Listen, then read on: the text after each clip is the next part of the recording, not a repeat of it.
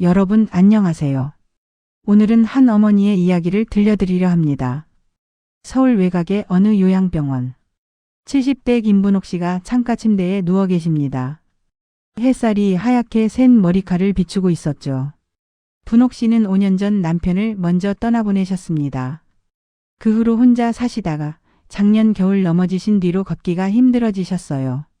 외아들 성훈이가 어쩔 수 없이 어머니를 요양병원에 모셨습니다. 처음 몇 달은 정말 좋았습니다. 아들 성훈은 일주일에 서너 번씩 찾아왔어요. 올 때마다 어머니가 좋아하시는 샤인머스켓을 사들고곤 했죠. 과일 깎는 솜씨가 서툴러서 손을 베이기도 했지만 분옥 씨는 그게 그렇게 예쁠 수가 없었습니다. 엄마 입 벌려요. 자 하나 더. 아들이 포크로 과일을 건네주면 분옥 씨는 새처럼 작은 입을 벌리곤 했어요. 그러곤 아들 손을 꼭 잡았습니다. 손이 참 따뜻했죠. 그렇게 며칠이 가고 몇 주가 갔습니다. 그런데요. 어느 날부터였을까요? 아들의 발걸음이 뚝 끊겼습니다. 처음엔 그러려니 했어요. 회사 일이 바쁠 수도 있고 갑자기 출장을 갈 수도 있는 거니까요. 분옥 씨는 아들에게 전화를 걸어봤습니다. 여보세요? 성훈아? 하지만 전화는 계속 꺼져 있었습니다. 문자를 보내도 답이 없었어요. 분옥 씨는 침대에 앉아 복도를 바라봤습니다. 다른 병실 어르신들은 자식들이 오면 웃음꽃이 피곤했죠. 하지만 분옥 씨 병실 문은 닫혀 있었습니다. 요즘 애들은 다 바빠. 그러려니 해야지. 혼잣말로 스스로를 다독였어요. 그런데 이상한 일이 생기기 시작했습니다. 어느 날 저녁이었어요. 간호사 미정이 쟁반을 들고 병실에 들어왔습니다. 30대 중반쯤 되어 보이는 말수 적고 조용한 간호사였죠. 할머니 저녁 식사 가져왔어요. 미정은 밥상을 침대 옆 테이블에 놓으며 말했습니다. 오늘도 아드님 다녀가셨죠? 참 효자세요. 분옥 씨는 숟가락을 들다 말고 고개를 들었어요. 뭐라고요? 아드님이요 조금 전에 다녀가셨잖아요. 제가 복도에서 봤는데 할머니 손잡고 계시더라고요. 분옥 씨의 가슴이 철렁 내려앉았습니다. 아니, 오늘 우리 아들 안 왔는데요? 미정은 어리둥절한 표정을 지었어요. 네, 30분 전쯤에 분명히. 난 못 봤어요. 아무도 안 왔어요. 두 사람은 잠시 서로를 바라봤습니다. 미정은 뭔가 이상하다는 표정이었지만 곧 미소를 지으며 말했어요. 아, 제가 잘못 봤나 봐요. 죄송해요, 할머니. 그렇게 말하곤 병실을 나갔습니다. 하지만 분옥 씨는 저녁을 먹을 수가 없었어요. 숟가락을 든 손이 떨렸습니다. 그날 밤 분옥 씨는 잠을 이루지 못했습니다. 병실 문을 계속 쳐다봤어요. 혹시 아들이 정말 왔다 간 건 아닐까? 내가 잠깐 졸아서 못 본 건 아닐까? 하지만 아무리 생각해도 아무도 오지 않았습니다. 다음 날도 그 다음 날도 마찬가지였어요. 간호사 미정은 매일 같은 말을 했습니다. 할머니, 오늘도 아드님 다녀가셨어요. 하지만 분옥 씨는 단 한 번도 아들을 보지 못했습니다. 무언가 이상한 일이 벌어지고 있었습니다. 그것이 무엇인지 분옥 씨는 아직 몰랐습니다. 간호사 미정은 매일 같은 말을 했어요. 아드님이 다녀가셨다고. 하지만 분옥 씨는 단 한 번도 아들을 보지 못했습니다. 처음엔 자신이 잠깐 졸았나 싶었어요. 나이가 드니 기억도 가물가물할 때가 있으니까요. 하지만 아니었습니다. 분옥 씨는 매일 병실 문만 뚫어져라 쳐다보며 깨어 있었거든요. 일주일이 지났습니다. 미정은 여전히 같은 말을 반복했어요. 오늘도 아드님이 다녀갔다고. 심지어 어떤 날은 구체적으로 말하기도 했습니다. 할머니, 아드님이 오늘은 사과를 깎아드리고 가셨던데요. 분옥 씨는 침대 옆 테이블을 봤어요. 아무것도 없었습니다. 사과도 껍질도 아무것도. 등골이 오싹했습니다. 분옥 씨는 더 이상 참을 수가 없었어요. 다음 날 아침 주치의 선생님이 회진을 오셨을 때 조심스럽게 말씀드렸습니다. 선생님, 혹시 병동 CCTV 좀 확인해 볼 수 있을까요? 주치의는 의아한 표정을 지었죠. 무슨 일이 있으셨나요? 분옥 씨는 떨리는 목소리로 지난 일주일간의 일을 설명했어요. 간호사는 아들이 매일 온다고 하는데 자신은 단 한 번도 보지 못했다고. 주치의는 잠시 생각하더니 고개를 끄덕였습니다. 알겠습니다. 확인해 보겠습니다. 그날 오후 분옥 씨는 병원 행정실로 안내되었습니다. 작은 모니터 앞에 주치의와 행정직원이 앉아 있었어요. 분옥 씨도 옆에 앉았습니다. 지난 일주일 동안의 영상을 빠르게 돌려볼게요. 화면에는 병실 복도가 보였습니다. 간호사들이 오가고 보호자들이 지나다니고 환자들이 휠체어를 타고 움직이는 모습이 찍혀 있었어요. 하지만 아무리 봐도 분옥 씨 병실 앞으로 들어가는 남자는 없었습니다. 행정 직원이 화면을 멈추고 날짜를 확인했어요. 할머니, 이날 오후 3시경에 아드님이 오셨다고 하셨죠? 네, 간호사가 그렇게 말했어요. 화면을 돌렸습니다. 3시 10분 전, 3시 정각, 3시 10분 후. 아무도 없었습니다. 분옥 씨의 얼굴이 하얗게 질렸어요. 주치의가 조용히 물었습니다. 혹시 다른 날도 확인해 볼까요? 일주일치를 모두 확인했습니다. 결과는 같았어요. 미정이 아들이 왔다고 말한 시간에 CCTV에는 그 누구도 나타나지 않았습니다. 이상하네요. 주치의가 고개를 갸우뚱했습니다. 행정직원도 뭔가 석연치 않은 표정이었어요. 간호사 미정을 한번 불러봐야겠습니다. 하지만 미정은 그날 오후 근무에 나타나지 않았습니다. 전화를 걸어도 받지 않았어요. 다음 날도 그 다음 날도 출근하지 않았습니다. 사흘째 되던 날 병원의 우편으로 사직서가 도착했습니다. 간단한 한 줄이 적혀 있었어요. 개인 사정으로 그만두겠습니다. 병원 측에서는 미정에게 여러 차례 연락을 시도했지만 그녀는 끝내 전화를 받지 않았습니다. 분옥 씨는 병실로 돌아와 침대에 앉았어요. 창밖을 보니 해가 지고 있었습니다. 머릿속이 복잡했죠. 도대체 무슨 일이 벌어진 걸까요? 왜 미정은 거짓말을 했을까요? 그리고 왜 갑자기 사라진 걸까요? 그날 밤 분옥 씨는 또 잠을 이루지 못했습니다. 그런데 다음 날 아침 더 충격적인 소식이 들려왔습니다. 병원 행정실에서 급히 분옥 씨를 찾아왔어요. 표정이 심상치 않았습니다. 할머니, 혹시 최근에 통장에서 돈을 찾으신 적 있으세요? 분옥 씨는 고개를 저었어요. 아니요, 난 한 번도. 행정직원이 서류를 펼쳐 보였습니다. 거기에는 분옥 씨 이름으로 인출된 여러 건의 내역이 찍혀 있었어요. 지난 2주 동안 무려 500만 원이 빠져나가 있었습니다. 분옥 씨의 손이 떨렸습니다. 이게 무슨.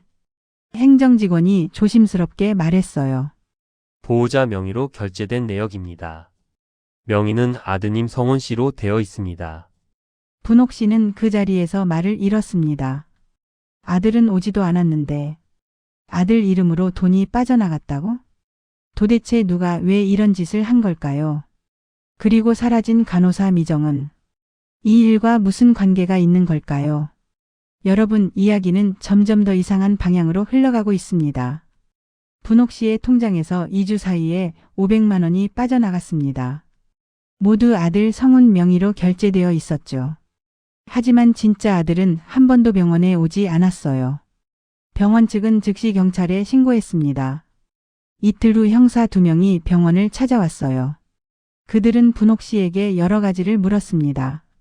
아들과 마지막으로 통화한 게 언제인지, 평소 관계는 어땠는지, 통장 비밀번호를 누가 알고 있는지.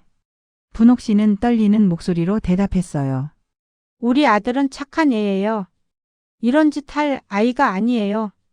형사는 고개를 끄덕이며 수첩에 뭔가를 적었습니다. 할머니 걱정 마세요. 저희가 확인해 보겠습니다.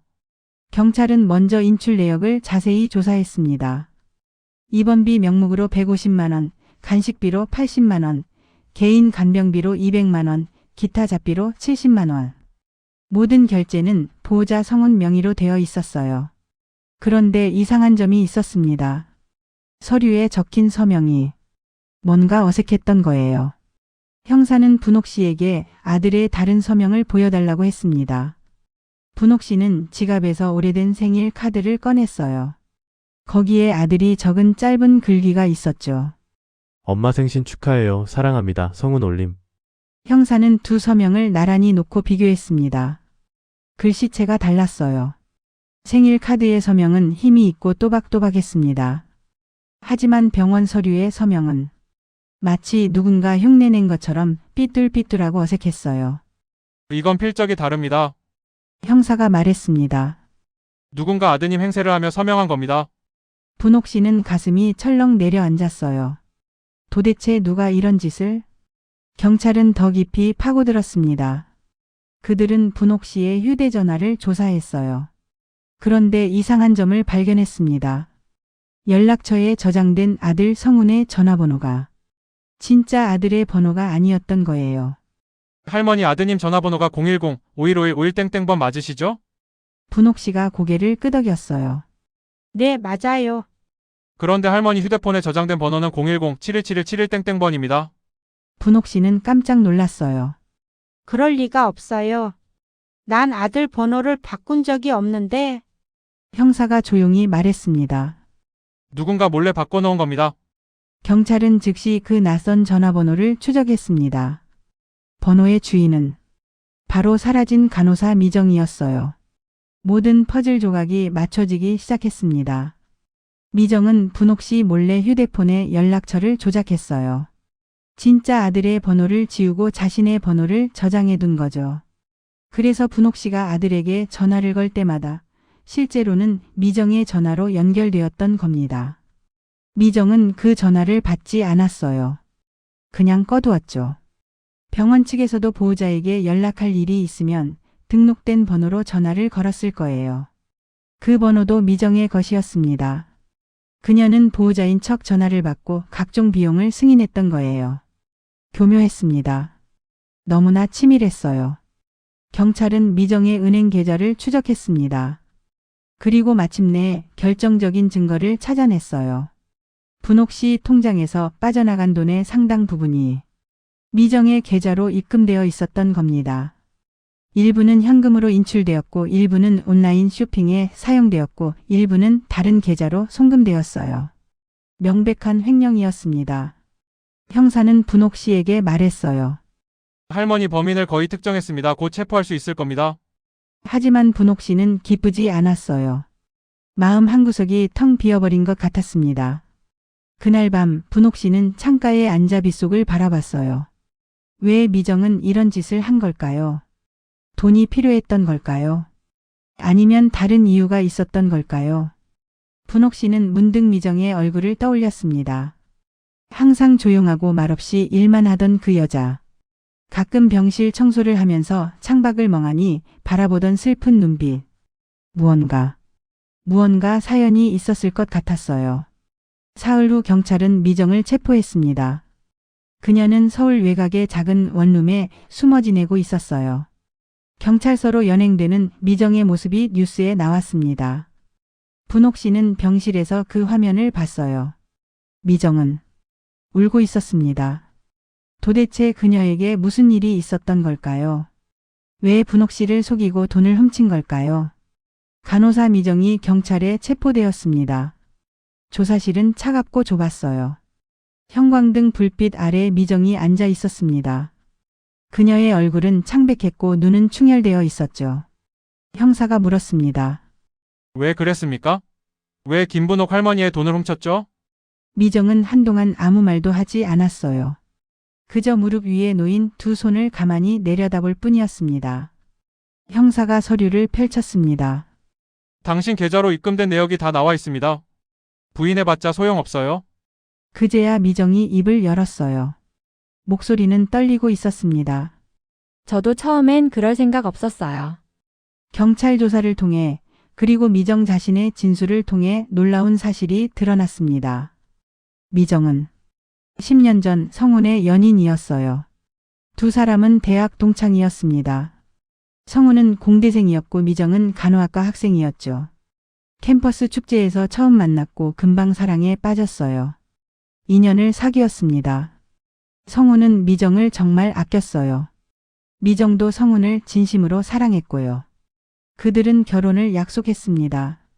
하지만 문제가 생겼어요. 성훈이 미정을 데리고 집에 갔을 때 분옥 씨는 그녀를 반대했습니다. 미정의 집안이 가난했거든요. 아버지는 일찍 돌아가셨고 어머니는 식당에서 일하며 미정을 키웠어요. 분옥 씨는 외아들에게 더 나은 집안의 여자를 바랐습니다. 엄마, 미정이는 좋은 사람이에요. 성훈이 말했지만 분옥 씨는 고개를 저었어요. 안 돼, 너한테는 더 좋은 사람이 있을 거야. 성훈은 어머니를 설득하려 했습니다. 하지만 분옥 씨는 완강했어요. 결국 둘은 헤어졌습니다. 성훈이 먼저 포기했어요. 어머니와의 사이에서 괴로워하던 그는 결국 미정에게 이별을 통보했습니다. 미안해, 미정아, 난 엄마를 설득할 수가 없어. 미정은 울었습니다. 하지만 성훈의 마음은 바뀌지 않았어요. 그 후 10년이 흘렀습니다. 성훈은 다른 여자와 결혼했고 지방으로 발령을 받아 내려갔어요. 미정은 혼자 남았습니다. 그녀는 간호사가 되어 여러 병원을 전전했어요. 마음의 상처는 아물지 않았습니다. 성훈을 잊으려 했지만 쉽지 않았어요. 그리고 작년 그녀는 이 요양병원에 취직했습니다. 어느 날 병동을 돌다가 한 환자의 이름을 봤어요. 김분옥. 미정의 가슴이 철렁했습니다. 그 이름. 성훈이 늘 말하던 어머니의 이름이었어요. 미정은 병실로 들어갔습니다. 침대에 누워있는 노인을 봤어요. 10년 전 자신을 거부했던 그 사람. 자신의 사랑을 짓밟았던 그 사람. 이제는 늙고 병들어 누군가의 도움 없이는 살 수 없는 모습으로 누워 있었습니다. 미정은 복잡한 감정을 느꼈어요. 분노, 원망, 그리고 묘한 동정심. 형사가 물었습니다. 그래서 복수하려고 작정한 겁니까? 미정이 고개를 저었어요. 아니요, 처음엔 그게 아니었어요. 그녀의 목소리가 떨렸습니다. 처음엔 정말 돌봐드리고 싶었어요. 할머니가 너무 외로워 보이셔서. 분옥 씨는 아들이 오기만을 기다렸어요. 하지만 성훈은 바빠서 자주 오지 못했죠. 미정은 그 모습을 보며 마음이 아팠습니다. 만약 할머니가 저를 받아주셨더라면 제가 옆에서 모시고 있었을 텐데 그런 생각을 했어요. 그래서 미정은 분옥 씨를 더 자주 찾아갔습니다. 청소도 꼼꼼히 해드리고 말벗도 대어드렸어요. 하지만 어느 순간부터 마음이 변하기 시작했습니다. 분옥 씨는 미정을 알아보지 못했어요. 10년 전 그 젊은 여자를. 그리고 여전히 아들 자랑만 했습니다. 우리 아들이 얼마나 착한지, 얼마나 효자인지. 미정은 씁쓸했어요. 그 착한 아들이 날 버렸는데 그때부터 삐뚤어진 생각이 들기 시작했습니다. 할머니의 통장 정보는 병원 기록에 있었어요. 보호자 연락처도 쉽게 바꿀 수 있었고요. 처음엔 작은 금액부터 시작했습니다. 아무도 눈치채지 못했어요. 그래서 점점 더 대담해졌습니다. 형사가 한숨을 쉬었습니다. 결국 범죄를 저지른 겁니다. 미정은 눈물을 흘렸어요. 알아요. 제가 나쁜 짓을 했다는 거. 할머니께 너무 죄송해요. 그녀는 얼굴을 손으로 가렸습니다. 근데 너무 화가 났어요. 10년 동안 제 마음이 얼마나 아팠는지 할머니는 모르실 거예요. 조사실은 침묵에 잠겼습니다. 미정은 결국 기소되었습니다. 횡령, 사문서 위조, 사기. 여러 죄목이 붙었어요. 언론에도 보도되었습니다. 요양병원 간호사가 환자의 돈을 횡령한 사건이라고. 사람들은 미정을 비난했어요. 하지만 아무도 몰랐습니다. 그녀 마음속 깊은 곳에 있던 10년 묵은 상처를. 사랑은 때로 사람을 구원하지만 때로는 사람을 무너뜨리기도 합니다. 오늘 이야기가 여러분의 마음에 작은 울림을 남기길 바랍니다.